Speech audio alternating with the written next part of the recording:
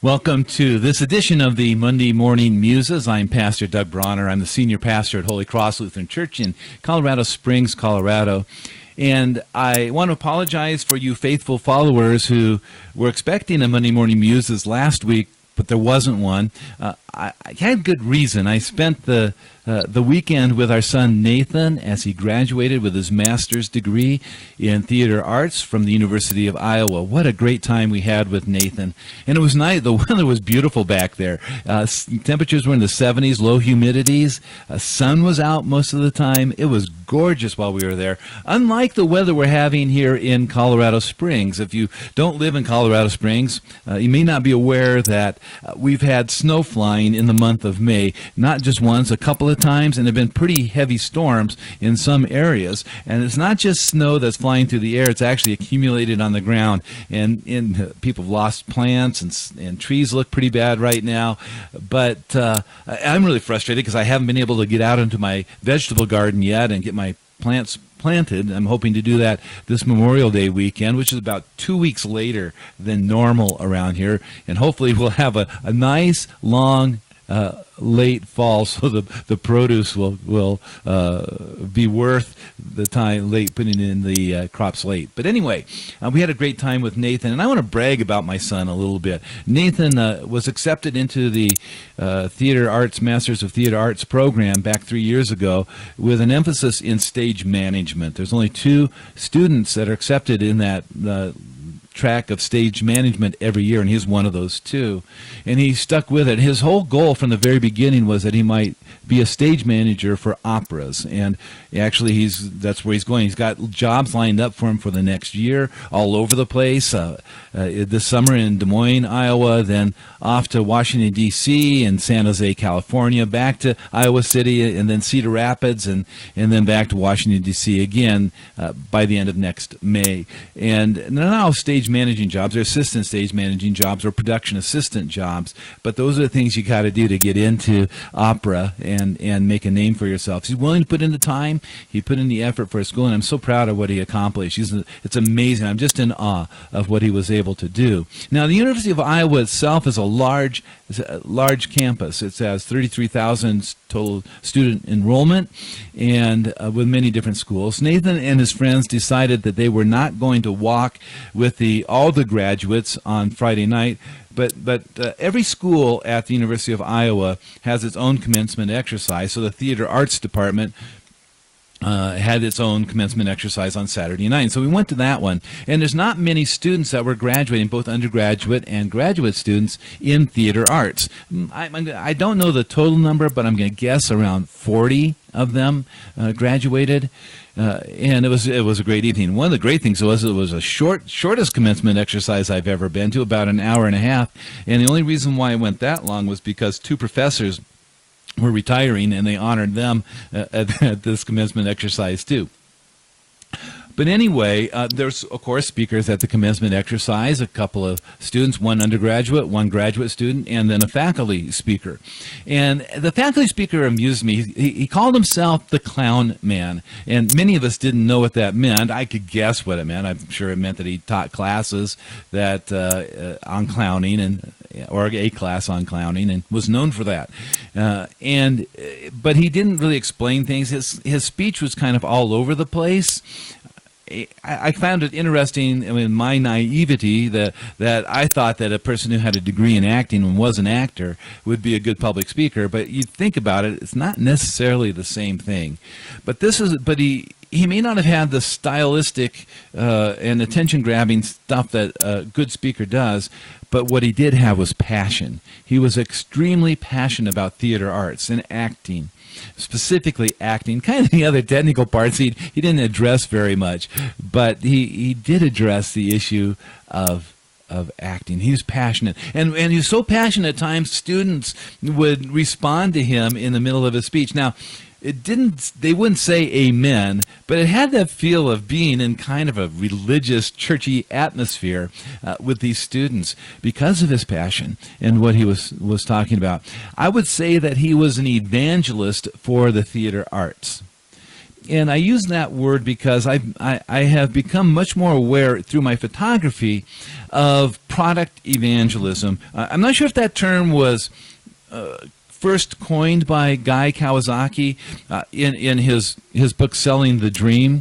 Even the subtitle of it talks about evangelism. The subtitle says, How to Promote Your Product, Company, and Ideas and Make a Difference Using Everyday Evangelism. Now, that book came out in 1991, and I was really not aware of that term evangelist being used as in terms of products.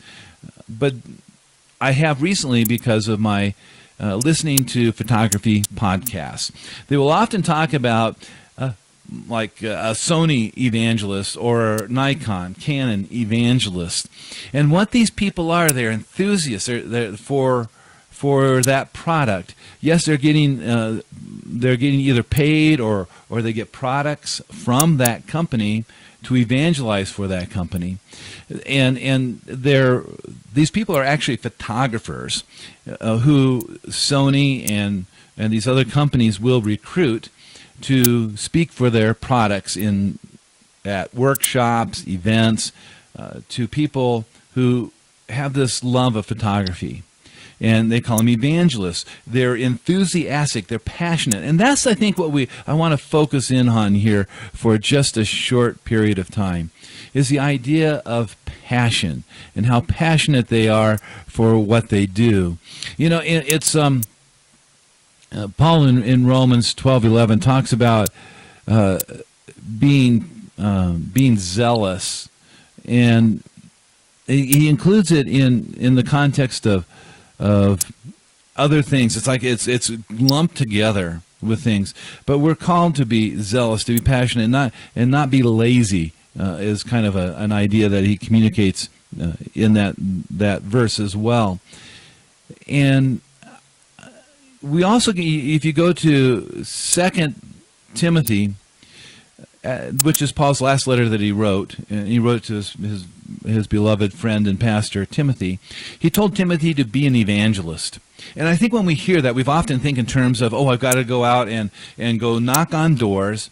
I've got to make sure that I'm talking about my faith in every place. And there's an element to that. But I think what we lose in that is the same thing we see in product evangelism, is that these people are passionate.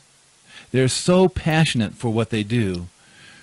And being evangelists for Jesus Christ, the one who has given us life and salvation, who makes each day what it is in the midst of good times and difficulties and struggles beyond our comparison, beyond comparison sometimes, is that we are called to be passionate for this faith that we have in this God who has done so much for us. And I think if we see evangelists in the terms of passion, it's not about knocking on doors. It's not about making sure that we always are talking about Jesus. But if we're passionate, how can we not talk about Jesus? Many of you know that I'm passionate for Adobe's product called Lightroom in my editing of my pictures. And if somebody asks me about it, I can go on for a long time and talk about it. But I often wonder, too, am I that passionate about my relationship with Jesus Christ? Am I so passionate to share Jesus with somebody? If I'm not that passionate, why? What is it? What's lacking within me? And sometimes I feel that lack of passion. And that what I do as a pastor is simply because I have a job to do at times. and I wish it weren't that way. So why is it? And one of the things I'm struggling with right now is my devotional life. I know that I need to be in the Word, and I just don't. I find other things to do. And then to be passionate in prayer. I know some of you are very passionate in prayer. And I think being passionate to read the Word, being passionate to communicate with God in prayer, would make me a better evangelist. In other words, a better passionate person for Christ.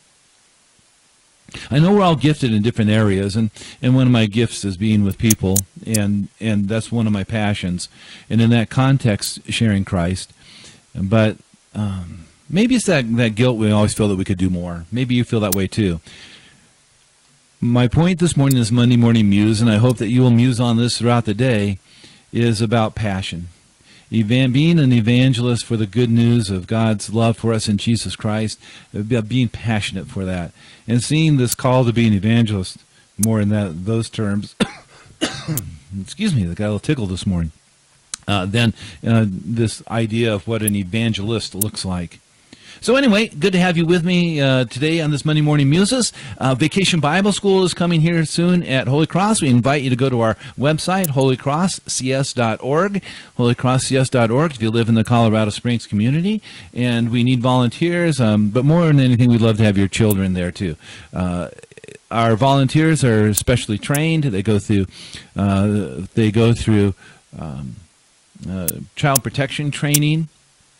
We want our children to feel, and parents to feel that their children are safe in our environment. We offer it free. So you can go to our website and register there, find out more about Vacation Bible School as it comes up soon. Thank you for being with me. I look forward to being with you, hopefully, next Monday.